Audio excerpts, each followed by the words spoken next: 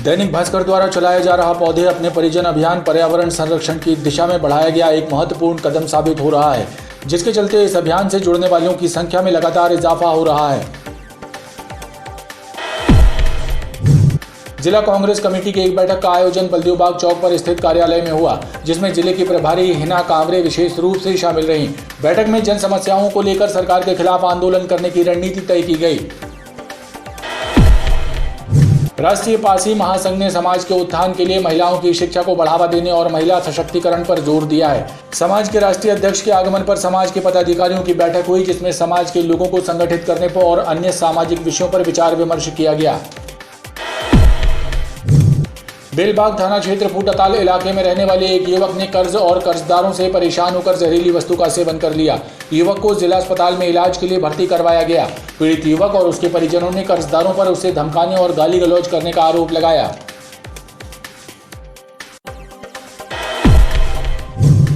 ओमती police ने एक शातिर जालसाज को गिरफ्तार किया।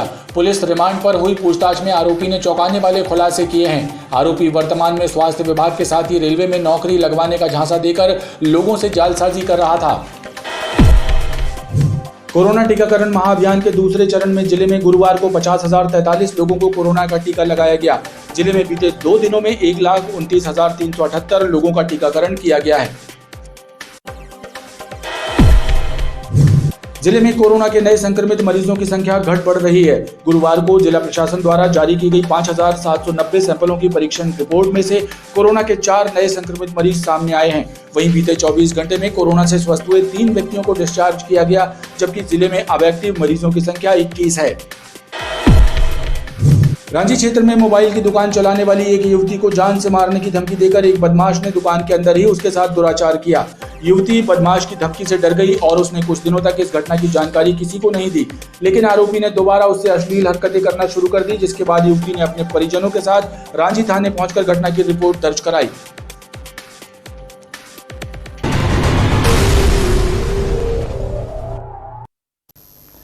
नमस्कार, बीटीवी न्यूज में स्वागत है आपका। इस बुलेटिन के साथ मैं हूं कृष्ण कुमार और आइए इस बुलेटिन की शुरुआत करें। उससे पहले नजर डालते हैं हेडलाइंस पर। बोलेरो पिकअप वाहन में पकड़ी गई लाखों की अवैध शराब, वाहन छोड़कर भागा चालक। खमरिया पुलिस और क्राइम ब्रांच ने जब्त की 177 पेटी अंग्रेजी शराब। रक्त सेवकों के साथ हुई अभद्रता के विरोध में एल्गिन अस्पताल का घेराव, काली पट्टी बांधकर रक्त सेवकों ने किया प्रदर्शन, दोषी कर्मचारी पर कार्यवाही की मांग। और टीकाकरण महाअभियान के तहत दूसरे दिन भी टीकाकरण केंद्रों में लगे कोरोना के टीके। गढ़ा कचपुरा में बिना सूचना के टीकाकरण केंद्र को बंद कर दिए जाने से मचा बवाल, जनता हुई परेशान।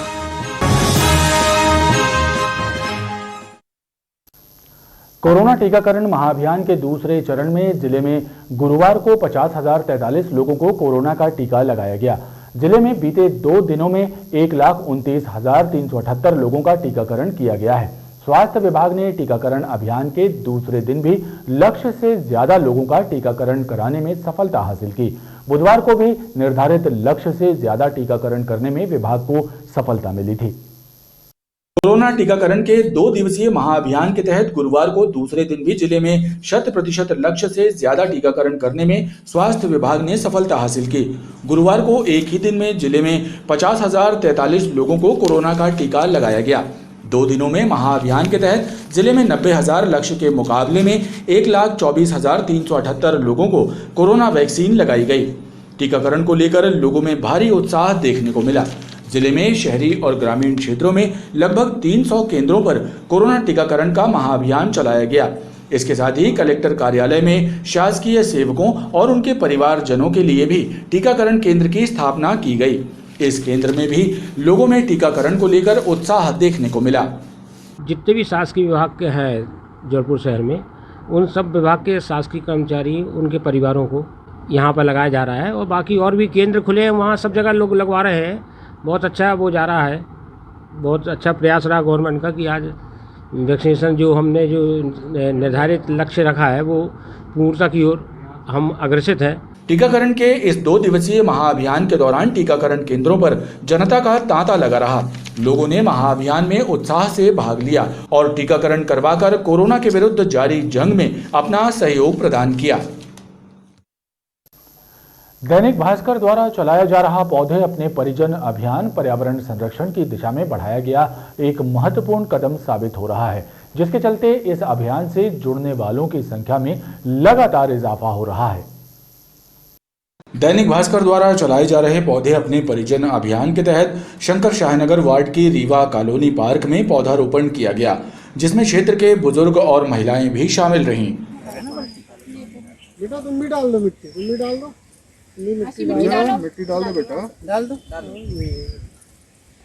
दैनिक भास्कर की यह मुहिम अत्यंत ही प्रशंसनीय है और समाज के अंदर जो आज ऑक्सीजन की कमी के कारण ही अनेकों मौत हुई हैं, उन सब चीज़ों को देखते हुए यह जो आयोजन इनका चल रहा है निश्चित तौर पे देश के लिए सार्थक है, जीवन के लिए सार्थक है, जीवन के लिए महत्वपूर्ण है। उसके लिए मैं भास्कर परिवार को, शिवसेना परिवार की ओर से बहुत बहुत बधाई देता हूं और अरुण महावर के जन्मदिन के अवसर पर यह कार्य किया। मैं ईश्वर से प्रार्थना करता हूं कि वो भी हमेशा स्वस्थ रहे और इस प्रकार के कामों में लगा। इसी प्रकार कौटिल्य एकेडमी और अनुशासन ITI परिसर में भी उत्साहपूर्वक संस्था के सदस्यों ने नीम का पौधा रोपकर पर्यावरण संरक्षण का संकल्प लिया। नरेंद्र सिंह सोमवंशी कौटिल्य एकेडमी परिवार की ओर से आज यहाँ पर वृक्षारोपण का कार्यक्रम किया गया है। दैनिक भास्कर की इस पहल का मैं तहे दिल से स्वागत करता हूँ और सराहना करता हूँ दैनिक भास्कर परिवार का कि इस प्रकार का कार्यक्रम किया जा रहा है। इसको बड़े पैमाने पर पूरे जबलपुर में और मेरे हिसाब से तो पूरी विश्व में हमारी आने वाली जनरेशन के लिए इसको किया जाना चाहिए। धन्यवाद। और वृक्षारोपण के साथ मेरे देश को और यहाँ के जबलपुर शहरवासियों को संदेश देना चाहते हैं कि अगर हम कुछ इस देश को और अपनी आने वाली पीढ़ी को कुछ गिफ्ट देना चाहते हैं तो सबसे अच्छा है कि हरा भरा भारत दें, जिससे उनके आने वाले जीवन के जो भी पल रहेंगे बड़े सुखदायी रहेंगे और भारत हमारा स्वस्थ रहेगा। पौधारोपण अभियान दल का अगला पड़ाव मेडिकल कॉलेज के पास स्थित वृद्धाश्रम रहा, जहां वृद्धाश्रम के सदस्यों और सामाजिक न्याय विभाग के अधिकारियों ने मिलकर पौधारोपण कर सबके लिए मंगल कामनाएं की।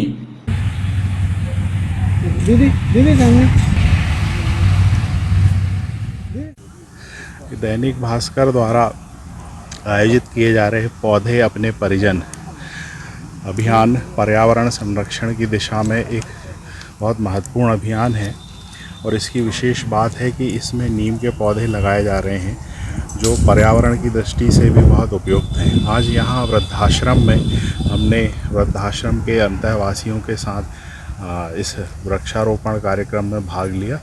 ये हमारे लिए बहुत सुखद अनुभव रहा है। धरती को हरा भरा बनाने और संस्कारधानी को एक बेहतर ऑक्सीजन जोन के रूप में विकसित करने की मंशा के साथ पौधारोपण का अभियान जारी है, जिसमें लोग सेवा भाव के साथ जुड़ रहे हैं। जिला कांग्रेस कमेटी की एक बैठक का आयोजन बलदेवबाग चौक पर स्थित कार्यालय में हुआ, जिसमें जिले की प्रभारी हिना कांवरे विशेष रूप से शामिल रहीं। बैठक में जन समस्याओं को लेकर सरकार के खिलाफ आंदोलन करने की रणनीति तय की गई। साथ ही सोशल मीडिया में कांग्रेस पर लगा रहे आरोपों का जवाब कैसे दिया जाए, इस बात पर भी विचार विमर्श किया गया। पूर्व विधानसभा उपाध्यक्ष एवं जबलपुर जिले में कांग्रेस की प्रभारी हिना कांवरे की अध्यक्षता में कांग्रेस की एक बैठक का आयोजन बलदेवबाग में हुआ। बैठक में महंगाई, बेरोजगारी, बिगड़ती कानून व्यवस्था और चौपट हो रही स्वास्थ्य सेवाओं को लेकर आंदोलन करने की रूपरेखा तय की गई।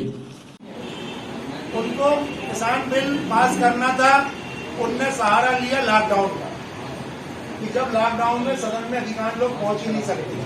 सिर्फ पार्टी का काम करने का मुख्य उद्देश्य ये है कि ऐसे लोगों को पार्टी के संगठन में शामिल करें जो जनता के साथ जुड़े हों, जो जनता की आवाज़ बन सके और सरकार के सामने तक ले जाकर, चूँकि हम विपक्ष में हैं, इन बातों को प्रभावी ढंग से रख सके जो जनता के मुद्दे हैं। उस पर बैठक हुई। आगे चाहे महंगाई की बात हो, चाहे डेंगू जिस तरीके से जबलपुर में फैल रहा है, कोविड की वैक्सीन का अभी भी बहुत टोटा है, सब जगह पे लग नहीं पा रही है, शहर की सफाई व्यवस्था ठप है, कानून व्यवस्था की बुरी हालत है, इन पर भी चर्चा हुई है और पार्टी ने निर्णय लिया है कि अगले 2-3 दिन के अंदर एक तारीख निश्चित करके जिला स्तर का बड़ा आंदोलन सारे कोविड प्रोटोकॉल का पालन करते हुए हम करेंगे और सरकार को विवश करेंगे कि जनता की बात सुने और उस पर काम भी करें। सोशल मीडिया में कांग्रेस पर हो रहे हमले का जवाब देने के तौर तरीकों पर भी बैठक में गहन मंथन किया गया। कांग्रेस कार्यकर्ताओं ने निर्णय लिया है कि सोशल मीडिया में कांग्रेस पर लगने वाले हर आरोप का करारा जवाब दिया जाएगा, क्योंकि मौन रहने को भी अक्सर गुनाह मान लिया जाता है। राष्ट्रीय पासी महासंघ ने समाज के उत्थान के लिए महिलाओं की शिक्षा को बढ़ावा देने और महिला सशक्तिकरण पर जोर दिया है। समाज के राष्ट्रीय अध्यक्ष के आगमन पर समाज के पदाधिकारियों की बैठक हुई, जिसमें समाज के लोगों को संगठित करने और अन्य सामाजिक विषयों पर विचार विमर्श किया गया। बैठक में प्रदेश स्तर के सभी पदाधिकारी मौजूद रहे। राष्ट्रीय पारसी महासंघ ने समाज के उत्थान और विकास के लिए महिलाओं की शिक्षा को बढ़ावा देने पर जोर दिया है। समाज को संगठित करने और नारी शक्ति को मजबूत करने के लिए राष्ट्रीय पारसी महासंघ की प्रदेश स्तरीय बैठक जबलपुर में हुई। बैठक को समाज के राष्ट्रीय अध्यक्ष लक्ष्मीकांत रावत ने संबोधित किया और सामाजिक मुद्दों पर पदाधिकारियों से खुलकर चर्चा करते हुए समाज को एकता के सूत्र में पिरोने की बात कही।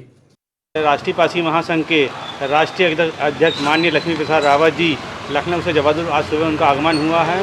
वो बैठक को संबोधित कर रहे हैं और मेन विषय समाज को संगठित करना, समाज को उत्थान करना, समाज में जागरूकता लाना और मेन महिलाओं पे शिक्षा पे जोर ज़्यादा दिया गया आज की बैठक पे। और ये अपना रामपुर पटेल मोहल्ले में बैठक आज संपन्न हुई। बैठक में समाज के पदाधिकारियों ने समाज के विकास के लिए अपने अपने सुझाव और विचार भी प्रस्तुत किए।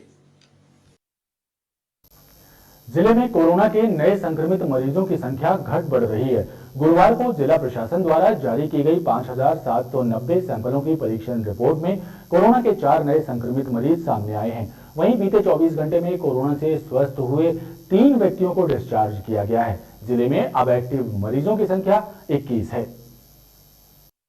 जिले में कोरोना के नए मरीजों के सामने आने की संख्या में अब भी उतार चढ़ाव हो रहा है। गुरुवार को जारी की गई 5,790 सैंपलों की परीक्षण रिपोर्ट में कोरोना संक्रमित 4 नए मरीज सामने आए हैं। वहीं बीते 24 घंटे के दौरान कोरोना से मुक्त हुए 3 व्यक्तियों को डिस्चार्ज भी किया गया है।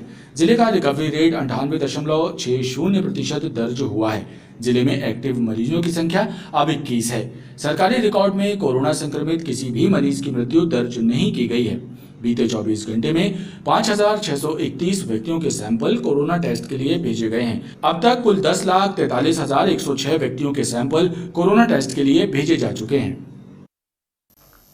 ओमती पुलिस ने एक शातिर जालसाज को गिरफ्तार किया है। पुलिस रिमांड पर हुई पूछताछ में आरोपी ने चौंकाने वाले खुलासे किए हैं। आरोपी वर्तमान में स्वास्थ्य विभाग के साथ ही रेलवे में नौकरी लगवाने का झांसा देकर लोगों से जालसाजी कर रहा था। इसके ठिकानों पर दबिश देकर पुलिस ने बहुत से दस्तावेज और कई लोगों के नामों की सूची बरामद की है, जिसकी तस्दीक की जा रही है। पुलिस ने आरोपी को स्वास्थ्य विभाग में फर्जी तरीके से नौकरी पाने वाले आरोपियों को जाली अनुसूची बनाकर देने के मामले में गिरफ्तार किया था। ओमती पुलिस ने एक शातिर जालसाज दिलशाद खान को गिरफ्तार किया है। रांची में रहने वाले दिलशाद को पुलिस पिछले 1 साल से तलाश कर रही थी। आरोपी दिलशाद ने फर्जी अंक सूची तैयार करके कुछ लोगों की स्वास्थ्य विभाग में नौकरी लगवाई थी। इस मामले के उजागर होने के बाद स्वास्थ्य विभाग की शिकायत पर ओमती पुलिस ने प्रकरण दर्ज किया था और फर्जी तरीके से नौकरी कर रहे अरविंद रजक, साधना मरसकोले, कटोरी लाल और संदीप बर्मन पर प्रकरण दर्ज कर उन्हें गिरफ्तार किया था। पूछताछ में चारों ने दिलशाद का नाम उजागर किया था। पुलिस तभी से दिलशाद की तलाश कर रही थी। पुलिस ने दिलशाद को रिमांड पर लिया है और उससे पूछताछ कर रही है। पूछताछ में कई चौंकाने वाले खुलासे भी हुए। CMHO विक्टोरिया की तरफ से एक आवेदन जो है 2020 में ओमती थाने में भेजा गया था, जिसमें 4 लोगों के खिलाफ FIR के लिए आवेदन किया गया था। इसमें अरविंद रजक, साधना मस्कोले, संदीप बर्मन और कटोरी लाल इनके खिलाफ FIR की गई थी। जब इनको गिरफ्तार कर पूछताछ किया गया तो पता चला है कि जो फर्जी अंक सूची इनके द्वारा बनवाई गई है वो दिलशाद से बनवाई गई है। दिलशाद को अभी पकड़ करके उसको रिमांड में लिया गया है। इससे पूछताछ की जा रही है। अभी इसके जितने ठिकाने हैं उन पर छापामार की कार्रवाई की जा रही है। हाँ, इसके बाद द्वारा जो अभी पूछताछ में ये जानकारी सामने आई कि ये जो है वर्तमान में रेलवे में भी नौकरी लगवा रहा था। स्वास्थ्य विभाग में भी बहुत सारे लोगों को बनाकर रखा है। इसके पास काफ़ी दस्तावेज मिले हैं जिनमें बहुत सारे लोगों की सूचियाँ हैं। ओमती पुलिस की माने तो दिलशाद काफी शातिर है और उस पर पूर्व में भी जालसाजी के प्रकरण दर्ज किए गए हैं। आरोपी के विरुद्ध MP ही नहीं बल्कि छत्तीसगढ़ में भी इसी तरह की ठगी का प्रकरण दर्ज होने की बात सामने आई है। बेलबाग थाना क्षेत्र फूटाताल इलाके में रहने वाले एक युवक ने कर्ज और कर्जदारों से परेशान होकर जहरीली वस्तु का सेवन कर लिया। युवक को जिला अस्पताल में इलाज के लिए भर्ती करवाया गया है। पीड़ित युवक और उसके परिजनों ने कर्जदारों पर उसे धमकाने और गाली गलौज करने का आरोप लगाया है। बेलबाग थाना क्षेत्र के फूटाताल इलाके में रहने वाले नीरज बेन नामक एक शादीशुदा युवक ने जहरीली वस्तु का सेवन कर लिया। नीरज को उसके परिजनों ने इलाज के लिए जिला अस्पताल में भर्ती करवाया। पीड़ित नीरज और उसके परिजनों ने कुछ कर्जदारों पर उसे धमकाने के गंभीर आरोप लगाए हैं। नीरज की पत्नी ने बताया कि कर्जदारों ने उसके पति को जान से मारने की धमकी दी, जिसके बाद दहशत में आकर उसके पति ने जहरीली वस्तु का सेवन कर लिया। भाई पैसे तो बहुत लोगों का है, लेकिन मुझे और बबला उन तो पैसा भी देते ही रहते हैं। अपने लॉकडाउन में भी मुझे को पैसा पूरा दिया, पूरे लॉकडाउन को पैसा दिया और पूरे लॉकडाउन में पैसा दिया हमने, और अभी सिर्फ 9 महीने का पैसा बाकी है। कितना पैसा है बचेगा? 5,000 और बबला का 30,000 रुपये। इतना हमने उनसे लिया, उसे दोगुना हमने ब्याज दे दिया है, मूल दे नहीं पाए। लॉकडाउन के कारण हमने पैसा दिया है सब कर्जदारों का, फिर भी इन लोग हमको परेशान कर पति वगैरह मार डाले, को गाली गुप्ता रोटों में बक रहे हैं हमारे पति को। तो बताइए हम क्या कर सकते हैं। बबला सोनकर और एक विजय करके है वो, और एक बाजी है वो। इनको हमने को पैसा भी दे भी दिए, ब्याज का ब्याज दे दिए, तो भी इन लोग परेशान बहुत ज्यादा कर रही हैं जी तीनों चारों जन। इधर इस मामले में बेलबाग पुलिस ने जांच शुरू कर दी है। पुलिस का कहना है कि जांच के बाद मामले में अग्रिम कार्रवाई की जाएगी। रांची क्षेत्र में मोबाइल की दुकान चलाने वाली एक युवती को जान से मारने की धमकी देकर एक बदमाश ने दुकान के अंदर ही उसके साथ दुराचार किया। युवती बदमाश की धमकी से डर गई और उसने कुछ दिनों तक इस घटना की जानकारी किसी को भी नहीं दी, लेकिन आरोपी ने दोबारा उससे अश्लील हरकतें करना शुरू कर दिया, जिसके बाद युवती ने अपने परिजनों के साथ रांची थाने पहुंचकर घटना की रिपोर्ट दर्ज कराई। रांची पुलिस ने प्रकरण दर्ज कर लिया है। रांची क्षेत्र में मोबाइल की दुकान चलाने वाली एक युवती के साथ दुकान के अंदर बलात्कार किए जाने का मामला सामने आया है। पीड़िता की रिपोर्ट पर रांची पुलिस ने बलात्कार करने वाले आरोपी निखिल इब्राहिम के खिलाफ प्रकरण पंजीबद्ध कर उसकी तलाश शुरू कर दी है। पुलिस के मुताबिक निखिल ने युवती को जान से मारने की धमकी देकर दुकान के अंदर ही उसके साथ दुराचार किया और किसी को बताने पर उसे जान से मारने की धमकी दी, जिसके चलते युवती ने किसी को भी घटना की जानकारी नहीं दी। लेकिन निखिल दोबारा युवती पर शारीरिक संबंध बनाने का दबाव डालने लगा, जिसके बाद पीड़िता ने माता पिता को घटना की जानकारी दी और रांची थाने पहुंचकर एफआईआर दर्ज कराई। फरियादिया के द्वारा दिए गए आवेदन पत्र पर प्रथम दस्ते धारा 376 मार्च IPC को पाए जाने पर प्रकरण पंजीबद्ध कर विवेचना में लिया गया और पश्चात जो है आरोपी को अभिरक्षा में लिया गया और विवेचना जारी। पुलिस ने प्रकरण दर्ज कर आरोपी की तलाश शुरू कर दी है। खबरें लगातार जारी हैं, आप देखते रहिए BTV न्यूज।